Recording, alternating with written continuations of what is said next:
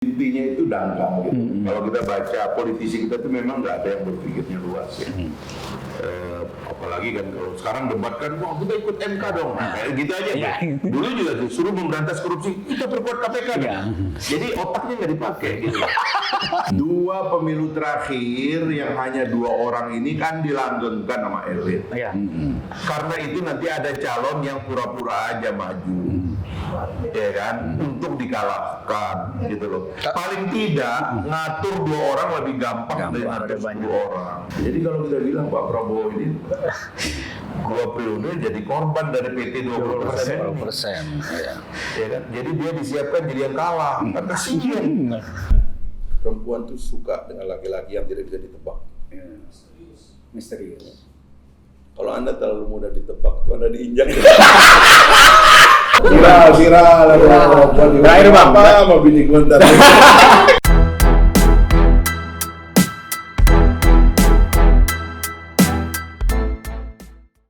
Ya, kita pindah nih Bang. Karena jumpa lagi. Ya sama tuh deh. Jadi kita pindah nih gara-gara hujan tadi kan. Ya. Tapi kayaknya memang hujan tuh karena banyak intel gitu. Ya. Biasa kalau Bang Fahri kan dipantau terus kayaknya. Tadi ada tukang bakso sih tukang bakso ya. Dia lapar coy. Jam makan siang. Nah, jadi tadi terakhir kita bahas demokrasi yang itulah matinya demokrasi. Nah, salah satu kan udah 3 tadi dibilang Bang Fahri. Nah, oposisi yang leto ini apakah salah satu ini Bang? Indikasi tolong. Indikasi menurunnya kualitas demokrasi. Ya, makanya kan 3 ini disebut sebagai sistem. Jadi ada narasinya, kemudian ada kelembagaannya, ada kepemimpinannya. Ketiga-tiganya itu harus diperkuat. Nah, yang biasanya awal mula mati di negara-negara yang punya tradisi feodal kayak kita itu adalah cita rasanya terhadap demokrasi gitu. Jadi orang tuh mulai menganggap remeh kebebasan, orang mulai menganggap remeh pengawasan. Nanti cita rasa yang lainnya hilang, ya kan? Konflik of interest hilang. Orang nggak tahu beda antara privat dengan publik, ya kan? Dicampur-campur urusan pribadi dengan urusan negara. Nah itu semua nanti menuju kematian. Nanti institusinya juga yang nggak profesional, ya kan? Lembaga dianggap milik pribadi, ya kan? Seolah-olah dia adalah segala-galanya dalam lembaga. Itu juga kematian.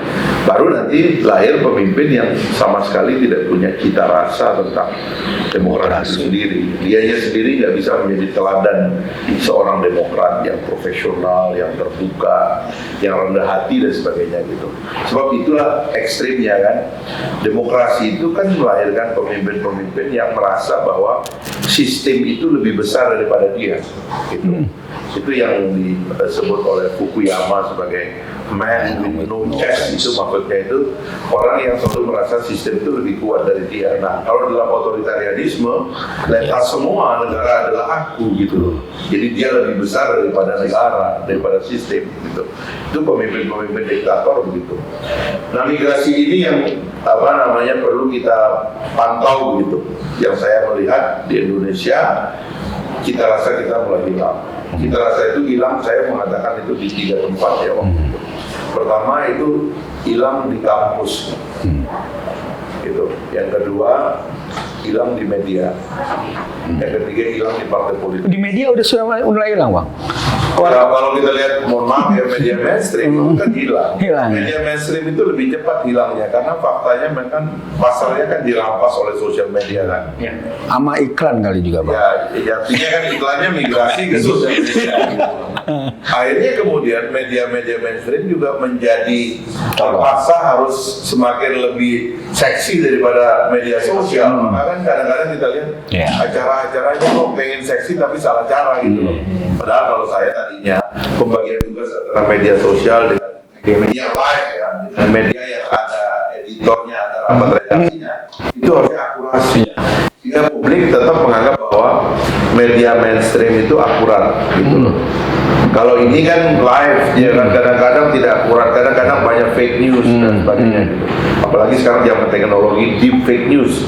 Ya kan yang nggak ada itu diadakan. Ya kan seorang presiden bisa seolah-olah berpidato seolah-olah dia, padahal itu suaranya semua dipalsukan. Nah ini yang sebenarnya bisa menyebabkan kebebasan itu terjaga gitu. Nah cita rasa hilang itu membuat kita sendiri punya standar yang tidak ideal tentang demokrasi. Nah itu yang berbahaya menurut saya, karena itu kebebasan tidak boleh hilang. Tapi apa kelihatannya kalau saya sederhanakan lebih keuntung rugi aja Bang sekarang. Politik untung rugi aja. Ya di politik gitu. Apakah itu semakin mengerucut ya kan? Ya untung rugi. Kalau gua kena, lu kena. Kelihatannya apakah seperti itu? Akhirnya ya penyelesaian di masyarakat itu kosmetik aja atau jadi silakan. Oh di atas tuh aman-aman aja sebenarnya. Tapi sebenarnya ada pertarungan yang sangat keras gitu loh. Kalau kembali ke situ itu sekali lagi tentang cita rasa. Jadi partai politik misalnya dia migrasi dari lembaga intelektual, karena partai politik itu pada awalnya kan memang lembaga intelektual dia, makanya kan pendiri partai politik itu rata-rata adalah orang besar, ya kan? Soekarno bikin partai politik, Natsir bikin partai politik, Syahrir bikin partai politik ya, tokoh-tokoh besar di dunia ya pencetus teori-teori ekonomi seperti John Stuart Mills dan sebagainya itu adalah anggota partai juga. Partai. Nah di kita ini partai politik bermigrasi cita rasanya menjadi tempat transaksi kekuasaan, tempat untuk rugi tadi. Itu sekali lagi ini adalah indikasi bahwa demokrasi kita drop. Makanya kalau presiden kemarin itu sangat peduli dengan jatuhnya indikator demokrasi kita, lalu dia marah-marah di depan polisi dan sebagainya, itu harusnya ditangkap oleh pembantunya sebagai kekhawatiran. Tapi kayaknya presiden juga nggak sadar bahwa itu nggak ditangkap ini itu gitu loh. Jangan ya presiden. Jadi yang ngodorin pidato sama yang pola pidato ini nggak nyambung. Yang penting ini udah selesai. Yang penting udah ditegur. Kita ditegur. Mengulangi nggak apa-apa. Iya, salah satu solusinya kan kemarin sebenarnya Bang Fahri udah bikin rame nih. Salah satu menghapus fraksi di DPR sama MPR itu dihapus aja gitu. Iya. Nah, itu gimana Bang? Memang itu solusi akhir apa maksudnya solusi yang paling penting itu untuk dirubah sekarang ini? Lagi-lagi ya kita berbicara tentang filosofi negara demokrasi dan negara otoriter. Kalau negara otoriter itu peran partai politik itu sebenarnya semakin kepada event organizer. Kalau negara demokrasi itu semakin event organizer. Tapi kalau negara otoriter, partai politik itu adalah negara. Gitu loh. Misalnya partai komunis di China itu, ya ketua partainya adalah presiden negara.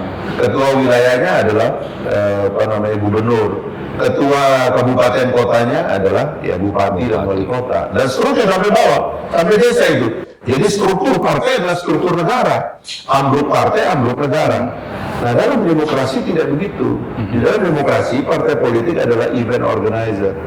Alternatifnya banyak. Itu juga kayak dagangan di market. Idenya dibeli sama orang, dia dipilih. Nggak dipilih, ya sudah hilang. Gitu. Metaverse. Ya kayak gitulah, event organizer. Nah makanya kalau kita bicara lembaga negara yang terbentuk juga demikian. Harus betul-betul minimalis. Misalnya fraksi. Fraksi itu kecenderungannya mengekstensi kekuasaan partai politik di luar. Padahal dia di dalam undang-undang yang sekarang juga tidak dikenal, tidak diberikan anggaran. Ya sudah fraksi, pengelompokan berbasis fraksi itu ditiadakan saja. Karena pada dasarnya yang di DPR itu wakil rakyat, bukan wakil partai. Fraksi itu membuat anggota DPR itu jadi wakil partai. Matikan, karena itu dalam demokrasi memang tidak boleh begitu. Nah, pengelompokannya nanti ya berdasarkan metode pengambilan keputusan aja. Misalnya siapa yang mau gabung dengan yang mendukung pemerintah disebut majority, ya kan? Yang tidak mendukung pemerintah disebut oposisi, atau yang mau independen disebut kubu independen. Gak apa-apa, itu lebih bagus. Itu lebih membuat anggota dewan betul-betul dipilih oleh rakyat dan bekerja untuk rakyat. Nah sekarang kan dalam sistem fraksi ini tidak ada yang namanya wakil rakyat. Bohong. Kalau udah lihat semua Nggak nggak ada ada. itu oposisi banget. Hah? Oposisi di Apalagi gitu. Wakil rakyat aja nggak ada, apalagi oposisi. Nggak ada. Ketumnya ditegur, anak buahnya Oh, ribet. Apalagi kalau ketum udah jadi anggota kabinet. Mampus semua di situ. ketum Ya kan? dari Dewan Penasehat. Itu ada saya dengar tuh ketua partai itu yang setiap hari itu ngebully anggota dewan. Kenapa kamu ngomong gitu? Saya malu di rapat kabinet dipersoalkan. Loh, rapat kabinet menegur anggota kabinet lainnya hanya karena anggota dewan berbicara beda dengan kabinet. Ya bagaimana ini? Orang saya sebagai rakyat waktu milih anggota dewan ini saya pilih suruh menjaga pemerintah. Tiba-tiba orang ini tiap hari ditegur oleh partainya nggak boleh menjaga pemerintah, nggak boleh mewakili pemerintah. Bukannya konteks koalisi itu begitu, Bang? Yang selama ini berjalan, sudah berjalan loh. Selama di zamannya Pak, ya waktu itu memang PKS juga. Itu kelemahannya. Sebelumnya Pak. Ya, Itu kelemahannya. Saya juga dulu kan suka ditegur gitu. Cuman bos saya yang dulu bersilat lidah ke presiden. Oh itu tugas dia itu, dia dipilih rakyat untuk itu. Jadi relatif ada pembelaan. Zaman Pak Anies dulu jadi pimpinan saya. Gitu ya. Sekarang susah, dia menertibkan. Dan dia selalu lapor ke presiden, teman-teman sudah saya beresin gitu.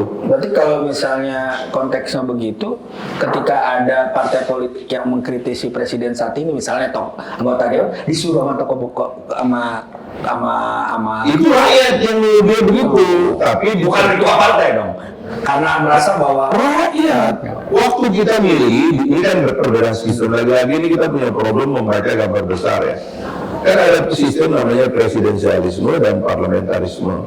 Kenapa disebut parlamentarisme? Karena dipilih karena rakyat memilihnya anggota parlemen saja gitu loh. Tapi parlemen yang membentuk pemerintahan. Kalau parlemennya berhasil membentuk koalisi, disebut majority, disebut dengan majority rule. Sisanya disebut opposition atau minority. Nah itu parlementer. Rakyat pilihnya parlementer. Di dalam presidensial, rakyat itu cuma tidak saja milih presiden untuk menjalankan fungsi eksekutif, tapi juga milih anggota DPR untuk menjalankan fungsi pengawasan legislatif. Makanya kan kalau saya kan mengintroduksi istilah kongresionalisme sebagai pendamping dari istilah presidensialisme.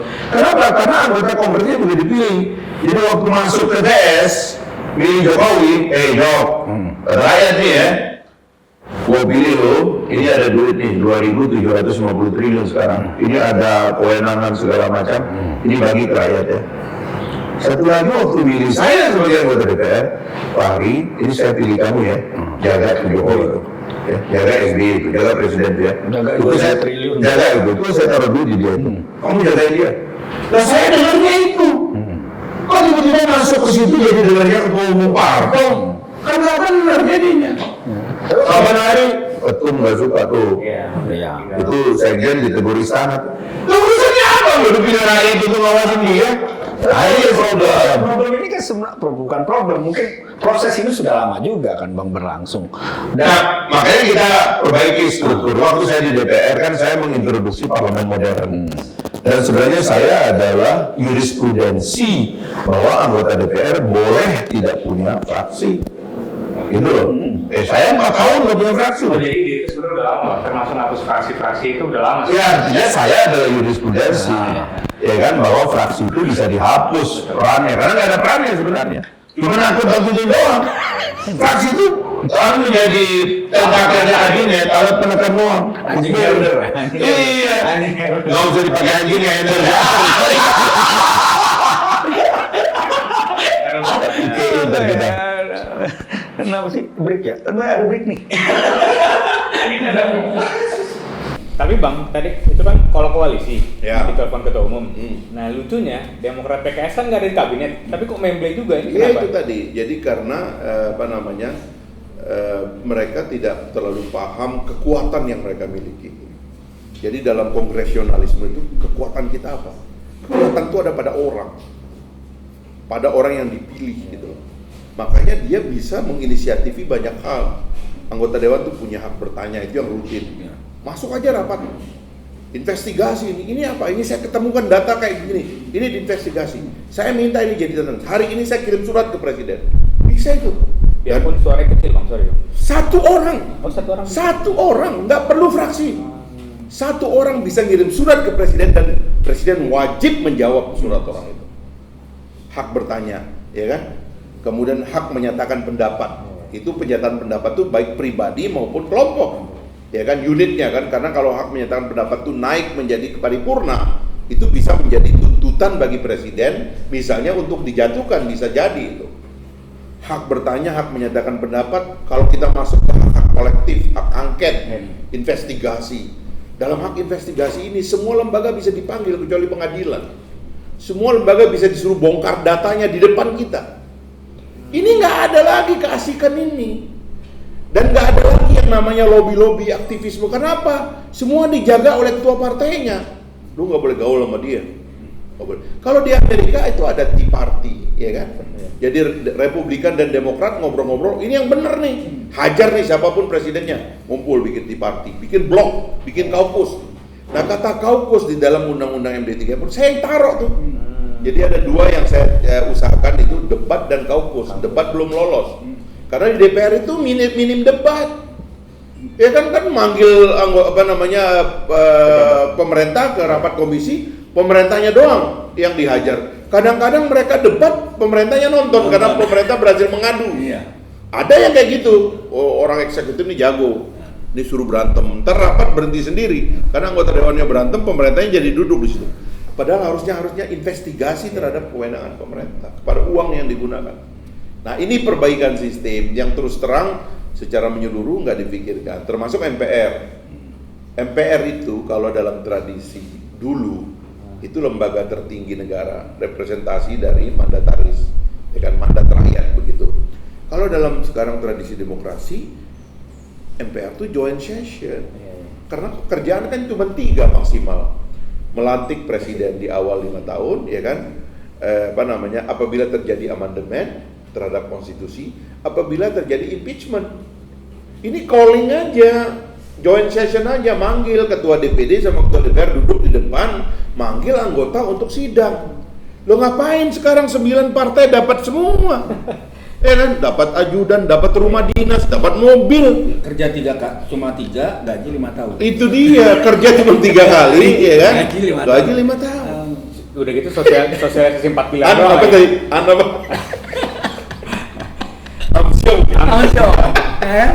Nah itu berarti pesan buat PKS Demokrat tuh, ternyata sendiri aja bisa tuh ngirim ke presiden. Kan selama ini alasan mereka tuh cuma bilang suara kita kecil. Udah lah bos, jadi kecil. Nih di komisi-komisi ini teman-teman ini juga deal. Ketua umum kan nitip pesan, bos komisi 7 jagain menterinya. Saya lagi urus bikin sama dia, ya kan, komisi 5.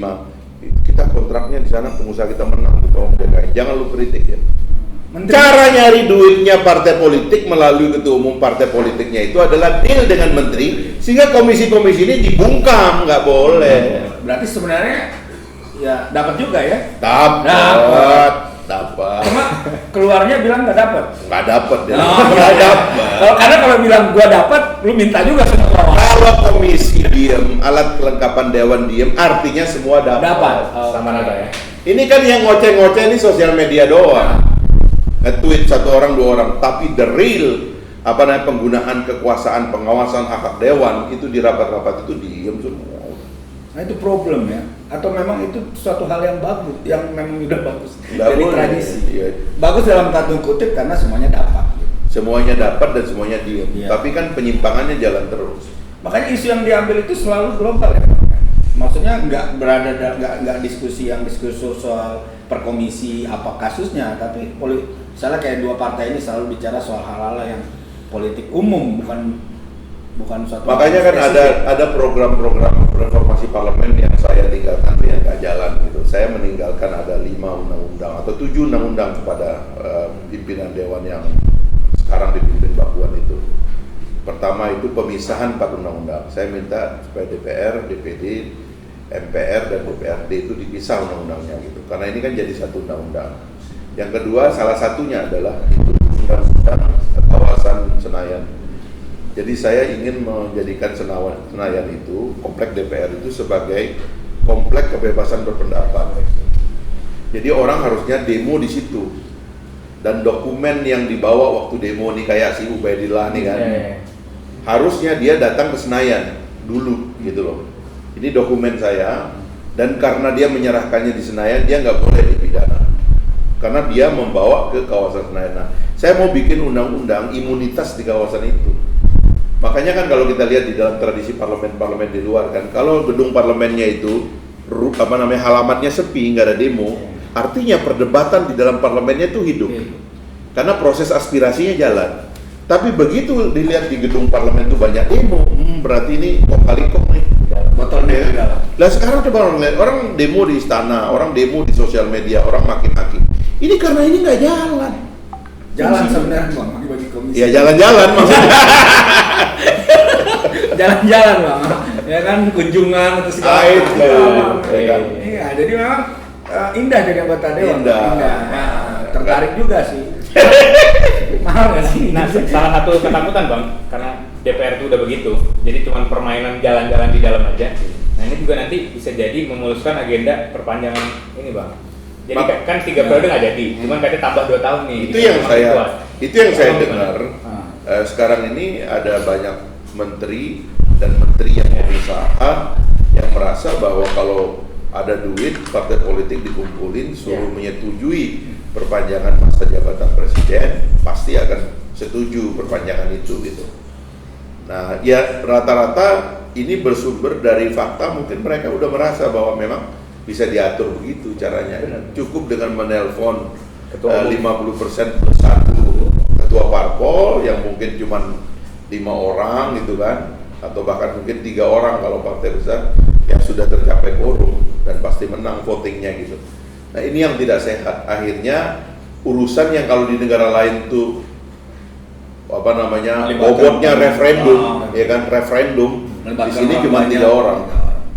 Jadi Anda bayangkan referendum versus 3 orang. Itu yang mungkin terjadi. 3 orang. Seperti yang terjadi pada Omnibus Law itu. Ya. Nah, saya kebayang ini Bang, Omnibus Law perlawanan dari rakyat kan udah keras kemarin. Nah, saya bayangin kalau perpanjangan sekalipun itu jadi, demo juga kayak kemarin bakal tetap jadi tuh Bang. Pastilah. Kalau itu sih nggak bakalan jalan, Pak. Ini problemnya kan adalah gini ya. Dari mana negara mendapatkan legitimasi gitu. Kenapa presiden bisa mengeksekusi APBN? Ya. Kenapa presiden bisa minjem dari negara lain? Ya kan, atau menteri keuangan bisa naikkan pinjaman dari institusi lain lah gitu. Bilateral atau multilateral. Kenapa pengusaha kita diterima surat utangnya di luar negeri? Itu karena basisnya adalah kedaulatan. Dan yang memberikan kedaulatan itu rakyat. Kuat kedaulatan rakyat itu, dia punya punya jiwa begitu. Makanya kalau dalam tradisi orang-orang barat itu disebutnya suara rakyat, suara Tuhan, Vox Populi, Vox Dei. Itu karena saking kuatnya itu gitu. Nah, begitu Anda memberikan kekuasaan pada orang bukan karena aspirasi rakyat, suara rakyat itu akan hancur dengan sendirinya. Nggak bakalan dihormati, nggak bakalan dianggap. Anda mengextend power 3 tahun. Negara mana yang berhubungan sama kita? Kagak, ini bukan suara rakyat, ini gampang jatuhnya. Oh. Nah itu masalahnya gitu loh, karena itu nggak bisa begituan itu. Tapi duit nambah Pak. Duit dari mana? Udah 2 tahun kan nambah gaji. Oh iya, kalau itu kan selama Covid duit nggak ada. Bagi-baginya. Iya, selama Covid duit semua buat Covid loh, buat kita di mana? Kita nggak usah terlalu jauh soal bicara Indonesia yang sangat besar. Yang masuk kantong kan belum. Itu dia. Iya, jadi ya Kantong gue banyak. Nggak, kalau ya memang gitu Bang ya kan saya ingat dengarnya gitu bahwa DPR-nya juga minta diperpanjang 2 tahun. Terus ya ada isu presiden. Kan DPR belum tentu terpilih juga. Iya. Kan nggak ada duit buat nyalon. Iya. Ya kan? Jadi ini orang mau nyopet tapi terang-terangan. Bang, ini soal KPK, Bang. Abang ini, iya, ya soalnya salah satu orang yang dianggap unik ya, unik dalam soal kritis. Abang itu kritis kepada pemerintahan, tapi ketika soal KPK, abang juga kritis. Sementara beberapa NGO yang sangat pendukung KPK sebelumnya itu saat abang mengkritisi pemerintah, dia bersama abang. Tapi saat abang mengkritisi KPK, kritik. malah saling berhadapan. Dan termasuk dulu kalau kita lihat setiap penangkapan Tuhan bersama KPK, Bang. Ya di Twitter tuh langsung hit Tuhan bersama KPK. Sekarang KPK udah nangkap 2-3 kali, Tuhannya hilang, Bang. Nggak tahu kemana pindahnya. Apakah ke Polri karena sebagian besar anggotanya pindah ke sana. Nah, Abang sendiri melihat KPK itu seperti apa saat ini? Banyak fenomena yang berubah yang harus kita bahas tentang KPK ya. Ya, jadi misalnya yang saya dulu sering bilang itu tentang public hero itu. Ya kan? Saya kan sering mengatakan KPK nggak boleh dibiarkan menjadi public hero karena itu akan menampung kekecewaan. Jadi ada orang mungkin lagi anti negara, karena itu dia mau jadikan KPK sebagai medium balas dendamnya gitu. Kalau orang di dalam KPK itu nggak bersih, ya maka dia akan menikmati public hero-nya itu. Saya membaca yang kayak gitu-gitu, pergerakan emosi dan jiwa dari teman-teman tank di dalam yang idealis, yang muda itu saya tahu betul itu. Memang ada unsur publik gitu, padahal hukum itu kan dingin, dia sepi. Ya kan, Dewi Keadilan itu menutup mata. Dia nggak peduli orang tepuk tangan apa tidak. Nah, dari mana sumber public hero itu? Dan saya lacak gitu loh, yaitu bahwa KPK itu banyak sekali bekerja tanpa pengawasan gitu. Jadi dia melanggar hukum dan sebagainya itu. Akhirnya itu nggak ada yang berani tegur. Ya saya lah menginfakkan diri untuk menegur KPK. Menginfakkan diri juga untuk dihajar orang lain gitu. Negara berbaik. Kan saya baca banyak, belajar sejarah ini kan, saya suka mengungkap cerita awal berdirinya FBI, zamannya Edgar Hoover dan sebagainya. Kan saya baca bukunya, saya nonton filmnya, lalu saya mendalami gitu bagaimana tiba-tiba ada lembaga negara yang menjadi sangat kuat, menjadi public hero, orang nggak berani, salah pun orang nggak berani tegur. Makanya saya maksa dengan teman-teman bikin angket. Begitu angket dibuka, kebongkar semua. Tapi begitu kebongkar, ketua umum partai kena telepon, bos, lu salah di sini, lu salah di sini. Diminta stop. Jadi ada ketua partai yang manggil saya kan, pada saat dia jadi ketua partai besar nih, manggil saya, bro, minta tolong bro. Itu ngomong sama saya, bro, minta tolong bro. Tolonglah angket itu di stop. Kita ini repot kalau kayak gini. Kena semua. Ya udah, ini orang-orang itu diam dulu aja. Tapi coba kalau angket diteruskan, wah itu cacat semua ya. Kebuka semua. Jadi ini negara itu nggak boleh dipandang secara emosional. Negara itu harus dilihat sebagai Tidak boleh ada pengkultusan lah, Bang. Ya, negara itu rasional harus dibuka. Kalau agama itu apa boleh buat? Dia mengandung elemen irasional. Bahkan kalau dalam Islam itu salah satu ciri iman itu percaya kepada yang gaib. Ya kan? Nah, negara nggak boleh gaib. Ntar, tapi duit gaibnya banyak, Bang. Nah, itu. Nah, saya menentang negara dibikin gaib gitu loh. Ya, kayak korupsi itu penyakit biasa. Nggak usah kalian besar-besaran, gampang kok. Ini akal manusia bisa jangkau. Kalau agama, saya yakini ada yang akal manusia nggak bisa jangkau. Tapi ini gua ngerti semua, bos. Masalahnya ini bisa kita selesaikan. Nah, ini ada orang yang mengextend keangkeran. Supaya apa? Supaya nggak selesai. Supaya ada hero, supaya ada mitos. Buat apa? Ini yang saya tentang gitu. Nah, sekarang saya menganggap segala perubahan undang-undang itu ya jadi lebih rasional. Orang-orang KPK ini saya lihat lebih rileks. Tidak terdorong untuk harus jadi Superman Tidak terus. terdorong, Untuk ya jadi kan? Superman terus. Jadi Superman lo harus begini, harus begini. Nah, biasa aja. Ada proses negosiasi. Berarti Tuhannya masih sama KPK. Enggak, berarti Tuhannya belum pindah ke Polri. Belum pindah ke Polri. Nah, saya menganggap bahwa itu adalah proses rasionalisasi. Saya ketemu dengan orang-orang dalamnya sekarang, ya, para pembina, dia bilang luar biasa perubahan. Itu membuat kita introspeksi. Dan sampai sekarang penangkapan itu masih terjadi. Ya, Artinya bukan pertama-tama kewenangan itu masih ada. Masih ada. Ya kan? Kan sekarang tentang bagaimana kewenangan itu digunakan. Ya kan, saya terus mengingatkan mereka bahwa tidak ada pemberantasan korupsi tanpa orkestra yang masif dari atas sampai ke bawah, dari bawah sampai ke atas. Karena itu kok korupsi nggak bisa ditangani sendiri. Makanya sekarang kita lihat peran kejaksaan yang sangat hebat kan. Kasus-kasus besar yang mengembalikan keuangan negara ratusan triliun itu ditangani oleh kejaksaan. Pak Erik pun kalau zaman dulu nih mana ada orang mau lapor ke kejaksaan? KPK, bos. Kalau mau dapat nama lapor KPK. Apa-apa KPK. Saban hari muji KPK. Kalau mau terbebas dari pengintipan penangkapan muji KPK. Semua muji KPK. Tapi ini jangan-jangan ntar muji jaksaan gua, Bang. Ya artinya kalau semua berperan Bagus. Karena itu yang namanya orkestra diatur. Kepala kejaksaan, ya kan, Bapak Jaksa Agung, lalu kemudian Bapak Kapolri, Bapak Ketua KPK itu mengatur orkestranya dengan lembaga lain. Ada lembaga audit. Kan saya bilang korupsi itu basisnya audit, bukan intip. Karena yang Anda selamatkan dari OTT itu tangkap tangan itu nggak seberapa. Yang besar itu adalah audit. Makanya waktu kejaksaan mau pakai audit, kan Beni Cokro bukan tangkap tangan, bos. Bukan. Beni Cokro audit, tapi ini ratusan triliun. Nah, lu tangkap tangan 10 miliar. Kadang-kadang 20 juta. Kemarin tuh ada yang 10 juta Jawa Timur. 10 juta ngapain lu masuk TV 10 juta? Masuk podcast aja enggak. Ini aja kita di sini hitung-hitungannya udah berapa? Iya kan?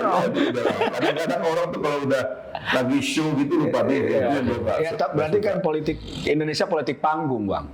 Ya itu. Ya kan. Jadi saya kan bilang politik hukumnya politik panggung. Ada 6 perkara, tapi ini dibagi 2. Satu perkara besar dan agak permanen, satu masalah teknis dari kita di Indonesia. 3 masalah besarnya ini, satu kita ini feodal. Bangsa kita ini feodal, kita suka apa enggak?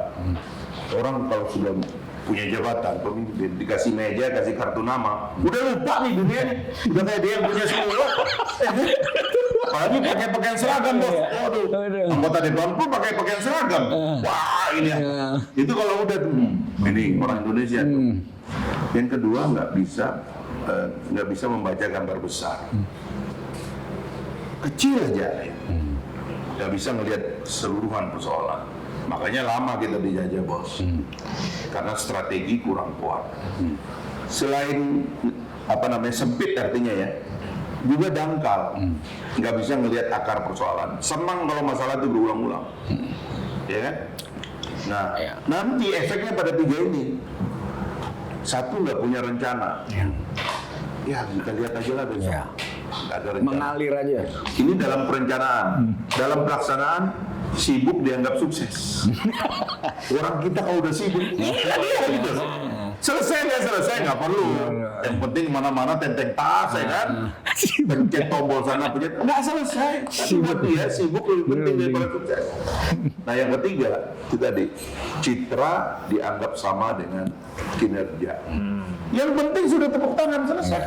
Kalas kata orang itu. Tepuk tangan ya. Nah, ini masalah-masalah bangsa kita yang harus kita obati. Butuh lama. Nggak lama. Ngobatin cuma 3 cara kan.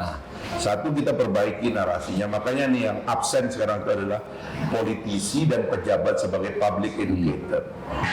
Jarang sekali pejabat kita itu yang bisa berbicara kepada publik tentang yang benar.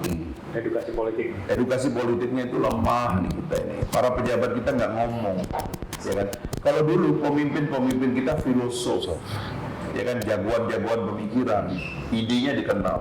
Saya kemarin menonton kembali pidatonya Bung Karno di UN Assembly tahun 60. Waduh. Saya nonton juga pidato dia tahun 62 di Kongres Amerika.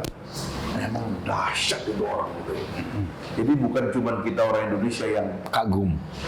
70 tahun kemudian atau 50 tahun kemudian kagum dengan pidatonya itu. Kalau kita baca Indonesia menggugat itu, you boleh profesor, boleh doktor, tapi baca itu Indonesia menggugat. Kagumnya kita. Dari mana pikiran ini?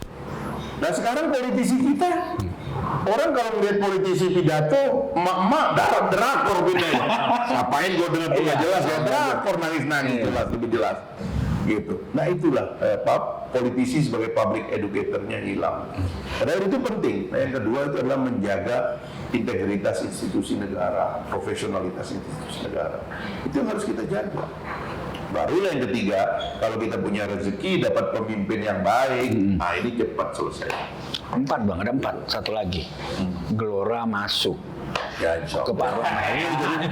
Jadi udah mulai kampanye nih ya. Nah, itu penting. Karena tadi gue bilang nih Gelora nih jamnya. Ya, nah, abis ini kayaknya mau daftar, Bang. Bukan. Karena tadi nggak berani ngomong itu, karena takut dibilang kampanye. Lu kampanye berani kampanye, kan? Nih kan?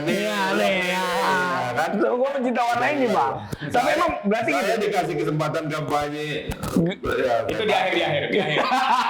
Kita sebelum ke situ, Bang. Enggak. Sebelum ke situ. Tadi kan menarik nih, ada berbagai macam feudalisme lah, citraan dan macam-macam. Kita mau bahas Pilpres 2024 nih. Itu bakal terselesaikan nggak nih, Bang? Dengan misalnya syarat nih masih di partai-partai gede nih.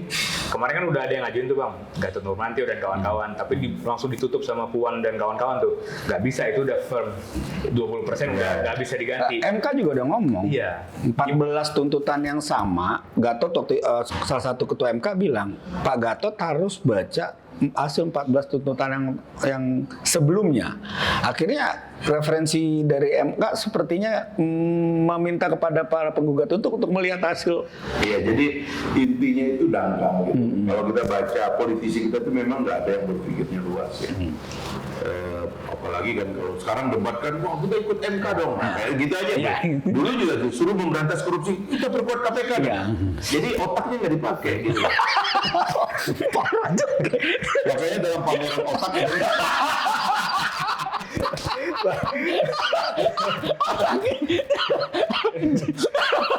Ini diedit nggak nih otaknya? kan gua nggak nyebut nama. Nggak ya. Kan penghinaan. Iya. Terus, Tapi Bang. Itu kenyataan. Berarti kalau ada yang melapor berarti memang dia. Enggak, soalnya hak imunitas abang kan udah nggak ada nih. Nggak apa-apa. Gua tuh bilang kan menjawab jurnalis. Iya. Saya maunya dibawa ke Dewan Pers. Mau saya. Lanjut, Bang. Di PT itu Jadi sebenarnya kan teorinya kan begini. Kalau konstitusi kita tuh jelas mengatakan bahwa pemilu itu 2 putaran. ya. Jelas itu, nggak boleh kita. Jadi prinsipnya konstitusi mengatakan pemilu kita itu 2 putaran. Hanya boleh 1 putaran apabila kemenangan populasinya itu, popularitasnya itu di atas 50% dan kemenangan elektoralnya ya kan harus minimal 20% di 34 provinsi sebanyak 50% plus 1. Maka nggak bisa sebenarnya 1 putaran. Makanya diatur nanti pelantikannya itu di putaran kedua. Itulah yang menyebabkan jarak antara pelantikan dengan pergantian presiden itu dekat. Kalau sekarang ini disunat oleh politisi, jegret, ditaruh 20%, lalu kemudian duduk-duduk di warung kopi, bukan warung kopi, di ruangnya koper duit semua isinya. Keluarlah 2 nama out of the blue, kita nggak tahu nih orang siapa, tiba-tiba rakyat dipaksa Memilih. nyoblos 2 orang ini dan menang di putaran pertama. Terang aja menang di putaran pertama, orang kandidatnya udah disunat dari awal. Itulah yang menyebabkan jeda antara kemenangan seorang presiden dengan pelantikannya itu lama. Di sini menimbulkan masalah nih, di sini gitu. Nah kalau kita maunya konstitusi kayak begitu, ya udah bikin 2 putaran. 2 putaran itu artinya di putaran pertama, kalau kayak di sistem di Amerika kan dia dikerucutkannya 2 di ujung atau 3 di ujung. Ya. Tapi mereka selalu 1 putaran tuh. Kenapa? Karena sudah ada konvensi dari bawah. Iya. Gitu loh. Nah kita konvensinya itu adalah di putaran pertama. Biarlah partai politik mencalonkan, bahkan nanti mesti dipikirkan itu apa namanya. Kalau bupati, wali kota, gubernur sudah ada calon independen, kenapa nggak presiden ada calon independen? Kenapa? Kalau syaratnya kita buat. Nah nanti partai-partai yang banyak mencalonkan, gitu kan ya, harus dilarang tuh apa namanya 2 kandidat, harus dilarang 2 kandidat. Tapi upaya ke sana ada. Sebenarnya ini kan bukan perubahan konstitusi yang dihendaki sebenarnya, hanya perubahan undang-undang. Upaya Makanya untuk membuat itu jadi 2 lagi seperti sebelumnya ada terlihat nggak? memang itu yang akan dilakukan. Alasan kos politik. Ini segala kan macam. begini, 2 pemilu terakhir yang hanya 2 orang ini kan dilanggengkan sama elit. Iya. Karena itu nanti ada calon yang pura-pura aja maju.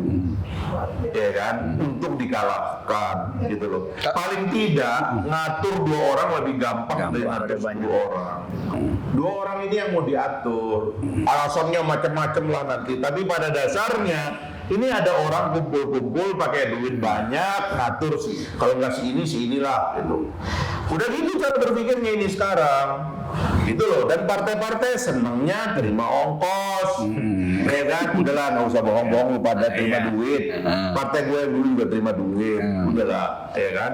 Memang begitu kok, ongkos, bayar tiket, suruh diem lo. Kader lu nggak usah lo, ya kan. Nih terima nih. Begitu.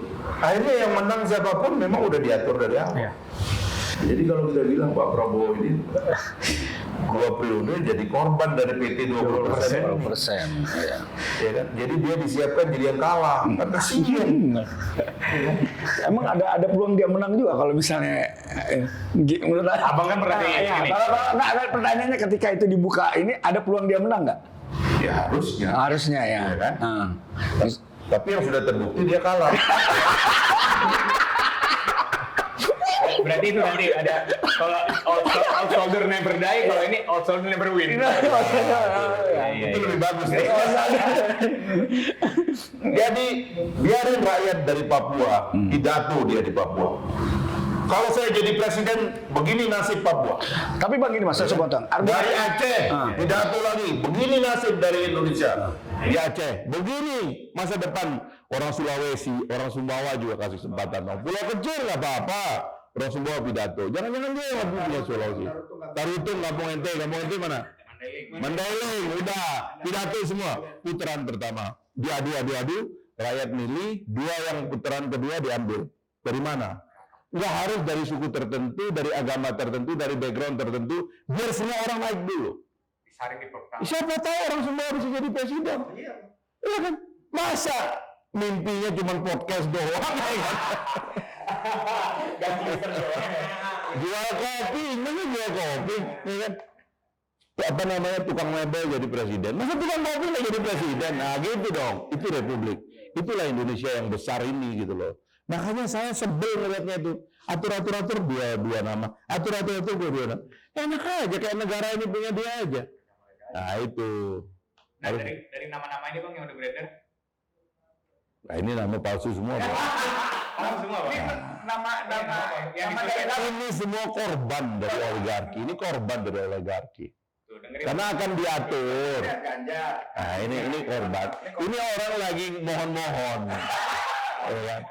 Ya tolonglah. Saya ini agak populer nih, tolong. Begitu. Ini hamba sahaya semua ini. Ya kan? Dari oligarki. Tapi kalau berani bilang sama kandidat itu, saya mau tarung dengan orang dari Aceh, saya mau tarung dengan orang dari Papua. Saya mau hadir di forum dan berdebat tentang republik, tentang sejarahnya dan tentang masa depannya. Ayo, berani nggak gitu? Ini nggak berharap-harap. Ngomong ke ketum, ngomong ke partai besar. Kerjanya begitu. Keliling. Ya keliling itu keliling debat, bukan keliling untuk memplis. Ngedil. Kalau keliling itu buat pengusaha gitu. Nah itu dia, moral, ya kan? Itu yang menurut saya itu yang tidak gentle dari tradisi politik presidensial kita ini gitu loh. Kenapa tidak presiden itu adalah yang paling jago yang kita adu dari Sabang sampai Merauke, dari Miangas sampai Pulau Rote? Kenapa bukan itu? Kenapa orang yang tiba-tiba muncul di panggung kita dan berdebatnya itu kayak kaum pencapir lebih jago, kaum pencapir dulu cerdas cermat, pencet kiri, pencet kanan, apa perdebatan karakter, perdebatan ide. Itu yang kita ingin tahu. Ini yang mimpin republik ini baru terbang republik ini. Kalau yang kayak gini-gini, nah susah kita bos, ITE lagi, ya kan? Jadi kita cooling down, kalau senam ada cooling down, ada pendinginan, ya kan? Tarik nafas. Tarik nafas. Bahwa negara masih akan panjang, ya kan? Kita berdoa. Oke. Ya oke Bang. Ini game cepat Bang. Jawab cepet ya. Jawab cepat Bang. Jadi abang tinggal sebut, misalnya saya bilang Jokowi yang terlintas abang apa? Istri yang terlintas abang apa? Oke. Pertama Bang. Istri. Bos. Lebih enak aktivis pejabat Bang? Hah? Aktivis atau pejabat? Aktivis. Aktivis. Jokowi Prabowo. Hah?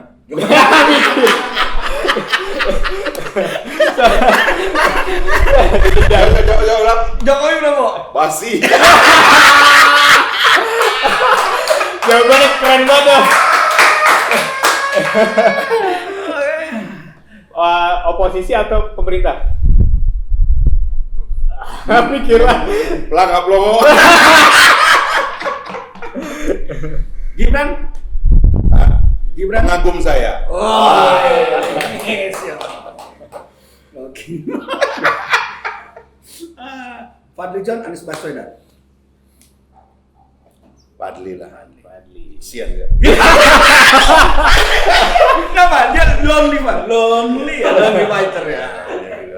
Tapi abang selalu hadir ketika dia susah kan? Orang lagi susah. Lagi susah ya. Kita harus hadir di depan orang-orang susah dan melawan orang-orang bahagia. PDP Gerindra. Gelora. Siap.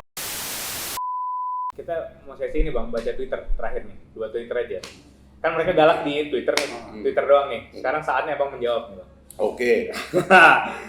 Selama ini kesian banget mereka bang, nyindir-nyindir tapi abang cuekin, tapi udah. Enggak, saya lagi kan mau bikin ngopi bareng apa namanya haters. Wah, capek itu. Lu kalau mau bikin, gua hadir. Boleh. Tapi kalau orang datang ngopi bareng hater beneran. Ya. Ntar selfie ya, susah kita. Saya pengen tuh hater mau ngopi, ayo. Itu presiden juga, calon presiden juga digituin, dikeroyok aja bos. Kalau dia jago, dia akan keluar sebagai pemenang. Gitu loh. Jangan sembunyi main belakang. Itu yang gua agak demen tuh. Feodalisme itu dilanggengkan oleh cara kita memilih pemimpin kita. Yaitu pemimpin yang feodal yang nggak berani tarung di depan umum. Itu jeleknya gitu loh. Ya. Ini harus diperbaiki. Selalu ada bahasa kalau nggak Jokowi siapa lagi? Nah, itu Kalau nggak dia. Prabowo siapa lagi? Orang besar, idenya orang besar. Dulu mengagumkan, kini banyak blunder katanya. Sekarang menjilat tapi bukan oposisi, tapi bukan cebong juga. Jadi bukan cebong, bukan kadrun. Lantas apa sekarang katanya gitu? Emang saya niatnya bikin dia bingung. Saya juga bingung sih. hybrid. Penting tuh membuat orang bingung itu sebab Iya. salah satu sebab cinta itu adalah karena orang tuh bingung dengan kita. Kalau kita terlalu pasti kadang-kadang orang tuh nggak suka. Jadi biarkan itu. Biarkan mereka bingung kan? Iya. Jawabannya 2024. Terang, tanya ini perempuan nih ya. Perempuan tuh suka dengan laki-laki yang tidak bisa ditebak. Misterius. Kalau Anda terlalu mudah ditebak, tuh Anda diinjak. Itu pesan penting tuh. Itu buat netizen ini. Netizen, dengerin tuh. Ya. Masuk dulu. Viral. Terakhir, Bang. Apa mau bini gue ntar? Terakhir bang, satu lagi nih. Banyak banget nih bang yang masih iseng bang. Jadi ngomentar gambar duren lah. Jadi banyak yang nggak suka nih. Setiap abang kritis pasti giliran makan durian sama Bobby aja boleh. Begitu lah. Banyak yang nggak suka bang. Pertama saya sekarang ada bikin perkebunan durian di kampung. Biar orang nggak lagi bersoal. Buat menjawab itu bang ya. Orang yang Bikin kebun dia sekalian. Ya ucap kalah. Ucap Medan kalah. Fahri Duren dari ya. Beli ya. Boleh promosi ini. Tapi memang itu adalah efek dari pertarungan politik sih ya, yang panjang lah. Sakitnya pada yang kalah juga kan banyak. Ya dapat dimengerti lah. Kalau luka tidak mudah sembuh ya, apa-apa. Ya begitulah, biar aja, nggak apa-apa sih. Gitu. Ya kan yang suka disebutkan durian sama Iya, itu selalu hadir tuh bang. durian sama lobster. Lobster udah kemana? Tapi saya lagi bikin penangkaran lobster juga. Ya, mau cerita di Twitter itu. Siap. Yang gitu-gitu kita nggak boleh terganggu hidup kita. Pemimpin tuh nggak boleh mudah terganggu. Nikmati aja, ya kan? Jangan baper. Apa namanya? Beri ruang kepada semua orang untuk menjadi dirinya dengan kemarahannya. Sebab boleh jadi kita harus bercermin juga. Jangan-jangan kalau ada orang kecewa, marah sama kita, jangan-jangan ada dari sakitnya dia itu gara-gara kita. Apalagi pejabat. Makanya saya menentang pejabat menutup diri. Kan saya selalu mengatakan pejabat itu dalam akuarium. Saya menentang pejabat yang menyembunyikan dirinya. Saya menentang pejabat yang menggunakan kekuasaan untuk mengontrol. Sebab kalau ada orang marah, ada orang maki, ada orang caci, jangan-jangan memang hidupnya itu sulit karena kita. Karena kita yang menjabat gagal. Nah begitu cara berpikirnya. Tapi ya setelah jadi rakyat ya, saya juga membiasakan diri juga. Nggak usah. Meskipun saya sebenarnya sudah nggak bisa jadi objek kemarahan. Apa kekuasaan nggak punya? Ya kan? Semua yang saya pakai ini adalah uang dari diri sendiri. Tidak ada uang pensiun cuma 2 juta berapa tuh? Ya Atau kan? sebenarnya gini, Pak, ekspektasi terhadap Abang tuh yang ya tadi ada orang yang memutuskan apa Kan putus. Ada orang yang menginginkan Iya. kebaikan pada kita. Ya kita doakan. Mudah-mudahan kita lebih baik dari yang diharapkan. Oke bang, Gitu, sebelum closing nih, penasaran juga sama Partai Gelora. Tadi kan abang udah Ya, janji mau kampanye kampanye, kurang. iya kampanye kurang. Boleh. Nah, ini penasaran sebenarnya bang. Kalau masalah optimis kan optimis lah 2024. Cuman masa yang mau dibawa mana bang? Karena kemarin ngobrol sama Ciki juga misalnya, dia kan bilang ada bedol desa dari PKS. Nah sementara warga juga ngeliat janjian Gelora ini PKS juga. Nah, diferensiasinya apa? Jadi gini, demokrasi adalah market of idea. Jadi itu adalah pasar ide-ide, pasar gagasan. Jadi sama dengan Anda ini, ya kan? Kita ini waktu menjual diri ke ruang publik, social media, dibeli atau tidak itu adalah ada proses market mechanism. Partai politik juga begitu. Dia itu adalah menjual ide untuk kekuasaan. Kalau kita mungkin untuk subscriber, untuk like dan sebagainya itu. Tapi partai politik itu adalah untuk vote, untuk suara rakyat. Maka kita tawarkan ide, kalau saya berkuasa ini kita lakukan. Nah, ini yang sedang kita lakukan. Dan kita percaya bahwa ada proses di ruang publik sekarang ini memerlukan aspirasi baru, yang lebih segar, yang lebih terbuka, yang lebih berani. Nah, kita tawarkan itu. Gitu. Kalau dibeli oleh rakyat, hasilnya pemilu yang baik. Pemilu yang akan memenangkan kita. Kalau ternyata rakyat bilang, gue lebih suka uang daripada ide, ya boleh jadi. Masyarakat sudah keracunan, ya kita nggak tahu juga lah gitu. Tapi ikhtiar harus dilakukan, bos. Sebab saya bingung ya, saya kan ditawarkan juga oleh semua parpol untuk masuk. Bagaimana cara saya memperbaiki dengan kultur seperti itu? Partai politik yang sudah berubah menjadi power dealer gitu, nggak ada idenya lagi. Ketua partai tidak lagi berpidato, tidak lagi mengeluarkan buku, tidak lagi mengeluarkan gagasan, filosofi tentang masa depan dan sebagainya. Kita dengar mereka jual tiket dan sebagainya. Dan lain-lain lah gitu ya. Kita nggak bisa di situ. Orang-orang kritis yang hilang di masa partai politik sekarang nyaris hilang. Di zaman saya dulu masih banyak 1-2 kawan kita yang kritis. Tapi sekarang mulai hilang, nggak boleh ngomong orang. Apalagi menyentuh kabinet, menyentuh istana, menyentuh presiden.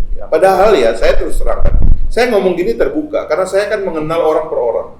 Saya kaget Pak Jokowi pernah saya ketemu sama dia. Mas Fahri, kok politisi hilang? Dia sendiri. Dia bilang nih. Saya bilang nih, kawan ini serius juga rupanya. Tapi kadang-kadang presiden juga takut. Jangan-jangan ada orang yang menggunakan kekuasaan dia, bukan dia, mengatasnamakan dia, mengopres orang. Kan saya sering bilang kan, unik tuh Pak Jokowi. Gak tau lah apa, tapi Pak Jokowi kan gini ya, orang tuh kan gak suka dengan ornamen, kan? Dia pakai sneaker, dia pakai celana hitam, baju putih, ya kan, lipat baju kayak begini, gitu kan, gak ada bintang, gak ada apa gitu, jalan gitu. Kan sebenarnya dia mau menghilangkan embel-embel kekuasaan yang angker, mahkota, bintang segala macam itu kan hilang. Pas pampret zaman dia pakai oblong, ya kan, Pak ini segala macam. Kan sebenarnya itu baik. Tapi kenapa ada fakta lain orang menggunakan nama dia untuk mengopres orang, untuk menganiaya orang? Saya kira jangan-jangan ini ada proses lain. Ini yang saya sebut feodalisme itu. Maka kita perlu waspada dengan feodalisme. Ada kekuatan gaib. Power itu gaib. Power itu bisa ditransfer secara gaib. Dan orang bisa menggunakan aura dari pemimpin untuk mengambil sisi mitosnya, untuk mengopres, mengatur, ngambil uang, ngambil untung, jual dan sebagainya, bisa. Ini kita mesti hati-hati. Makanya presiden harusnya terus terang. Kalau ada yang ngeritik dia sekarang tentang keluarganya, tentang anak-anaknya, terus terang aja. Ada mungkin jadi ada orang di belakang sana pakai nama anak-anak presiden untuk jualan, boleh jadi. Dan mungkin anak muda seperti Kaisang nggak sadar juga itu. Makanya kita perlu ngomong terus terang. Nggak usah ditakut-takuti. Iya, masuk jebakan. Bisa kan peluang di Bisa jadi itu terjadi. Makanya kejujuran nggak boleh dihilangkan. ide udah ditelurkan nih bang, capres juga udah siap belum nih bang? Intinya Siapa 2024 playing Gelora? field-nya kita bongkar dulu. Oh, Kalau oke. bisa pertarungan ini bagi semua orang. Jangan dieksklusifkan untuk segelintir orang yang diatur di ruang tertutup. Target bang, berapa persen? Kita juga bicara target. Ada estimasi yang memang kita tembak gitu loh. Targetnya semua rakyat Indonesia milik kita. Oh, iya. Satu tangan saya sudah di abang. Ini satu lagi. Siap, kalau itu nanti user sampai ketemu di pas Bang Fahri udah jadi Topi, penguasa topi. 2024. Kita kasih. Iya. Ini ganti user bukan ganti user kan? Tadi belum ganti. Oh, ganti user. Bukan ganti rakyat. Bukan ganti presiden ya. Kita user. 2019 ganti presiden gagal juga. Jangan-jangan emang sudah ditaruh untuk ganti. Ya itu. Ya itu. Habis itu presiden yang mau diganti dengan yang mengganti juga nggak jelas.